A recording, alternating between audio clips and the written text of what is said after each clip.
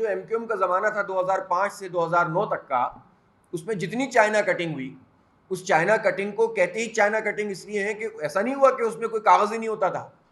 یہ پلاٹنگ کر دیتے تھے اور اس میں بلدیہ سے اپروول کرا لیتے تھے اور لوگوں سے کہتے تھے یہ اپرووڈ جگہ ہے، آ جاؤ اور یہاں پر تمہیں سستے پلاٹ مل رہے ہیں، اور پھر بلڈنگوں پہ بلڈنگیں کھڑی ہو جاتی تھیں اور لوگ آ کے اس میں بس جاتے تھے. قبضہ کیے ہوئے ہیں اس پورے کراچی کے اوپر وہ وڈیرے، وہ جاگیردار جو سیاسی شیلٹر لے کر بھی بیٹھے ہوئے ہیں، اور وہ سارے ان اداروں کے اندر موجود لوگ کہ جن کو ہمارے سروں پر مسلط کر دیا گیا ہے، وہ سارے کے سارے فیض یاب ہو رہے ہیں اور عام لوگ جو ہیں اس سے پریشان ہو رہے ہیں. جماعت اسلامی کراچی حافظ نعیم الرحمان نے سپریم کورٹ سے استدعا کی ہے کہ سندھ بلڈنگ کنٹرول اتھارٹی کے بدعنوان عناصر کے ہاتھوں شہر کو برباد ہونے سے بچایا جائے. افسوسناک بات یہ ہے کہ کراچی میں جو حکومت ہے، یعنی ایک بلدیاتی حکومت ہے، اس کا تو یہ پہاڑا ہے وہ کہ بھئی اختیار نہیں ہے اور کسی بھی چیز کے اوپر وہ کچھ کرنے کے لیے تیار نہیں، نہ سامنے آنے کے لیے، نہ مسئلے کو اٹھانے کے لیے. بس وہ ایک ہی بات کرتے ہیں کہ اختیار نہیں ہے. دوسری حکومت سندھ حکومت ہے جو یہ سارے کارروائیاں اس وقت کر رہی ہے سندھ بلڈنگ کنٹرول اتھارٹی کے تحت. اور آپ کو معلوم ہے کہ ایک کراچی بلڈنگ کنٹرول اتھارٹی تھی جس کو انہوں نے اس پر قبضہ کر لیا، اور سندھ بلڈنگ کنٹرول اتھارٹی بنایا ہی اسی لیے کہ اس میں ان کو شاید وہاں سے رشوت لینے میں مشکل پیش آتی تھی اس نظام بنانے میں. غیر قانونی تعمیرات کے خلاف احکامات دینے کے ساتھ ساتھ شہریوں کو متبادل جگہ کی فراہمی یقینی بنائی جائے.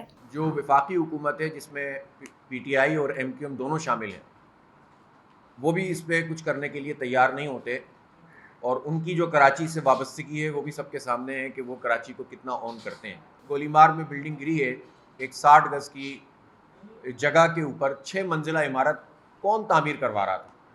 آپ ابھی صرف بیلچہ لے کر اور باہر سیمنٹ کی جو ایک ٹرالی ڈال دیں گھر کے باہر، تو آپ کے پاس 4-5 محکمے آ جاتے ہیں رشوت لینے کے لیے.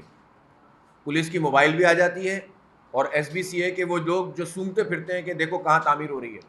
حافظ نعیم الرحمان نے کہا کہ ریلوے ٹریک کے ساتھ قائم کچی آبادیوں کے لیے حکم دیا گیا تھا کہ ان کو متبادل جگہ فراہم کی جائے گی، لیکن گھر تو دور کی بات، متاثرین میں سے کسی کو سردی میں کمبل اور کھانا تک فراہم نہ کیا گیا اور بلڈوزر چلا کر سڑکوں پر پھینک دیا گیا. یہ سرکولر ریلوے کے اوپر جب قبضہ ہو رہا تھا، میں پوچھنا چاہتا ہوں کوئی عدالت، اتنے کیسز عدالتوں میں چلتے ہیں. نارتھ ناظم آباد کے ایک ٹریک تھا جو گرین بس کی صورت میں بن رہا تھا. آپ یہ بتائیے کہ یہ جو بورڈ آفس کے اوپر جو پل تھا، وہ پل تو تھا ہی ریلوے کے لیے بنا ہوا، کیونکہ پٹڑی نیچے سے گزرتی تھی. اس پل کو ختم کیا گیا، اس کی پٹڑی مٹ گئی، اس کے برابر میں امیونٹی پلاٹ سے سائمہ ٹاور بابر غوری اس نے جو ہے وہ ملی بھگت کر کے وہ ٹاور کھڑے کر دیے، اور وہ جو پٹڑی تھی اس کو ختم کر دیا گیا، پل کو توڑ دیا گیا. اور اب یہ کہا جاتا ہے کہ سرکولر ریلوے بحال کرو. تو میں پوچھنا چاہتا ہوں کہ اس کی قیمت کون ادا کرے گا؟ اب یہ کہا جاتا ہے کہ ٹرین ہم اوپر سے لے جائیں گے. ٹرین اوپر سے لے جانے کی کاسٹ پتہ ہے کتنی ہوتی ہے؟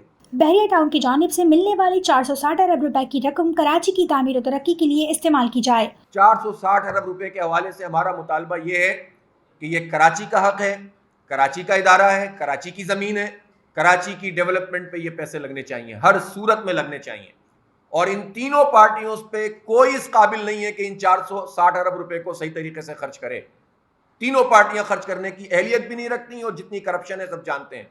سپریم کورٹ کے ججز کی جو مانیٹرنگ میں، سرپرستی میں اسٹیک ہولڈرز کی کمیٹی بنائی جائے، اور اس میں پروفیشنل لوگ بھی لیے جائیں، اور اس میں جن لوگوں نے اس شہر کو سرو کیا ہے وہ لوگ موجود ہیں آج بھی اس شہر کے اندر، ان کو بھی رکھا جائے اور اس کی مانیٹرنگ کا پراپر نظام بنایا جائے. سندھ حکومت نے کرونا وائرس سے بچاؤ کے لیے تعلیمی اداروں کی بندش کے سوا عملاً کوئی اقدامات نہیں کیے. طلباء و طالبات اور والدین ابہام کا شکار ہیں. صوبہ کہہ رہا ہے کہ وفاق نے ایئرپورٹ پہ نہیں کیا، وفاق کہہ رہا ہے کہ صوبہ انتظام نہیں کر رہا، اور ہمارے صوبے کو ایک کام آتا ہے اسکول کی چھٹی.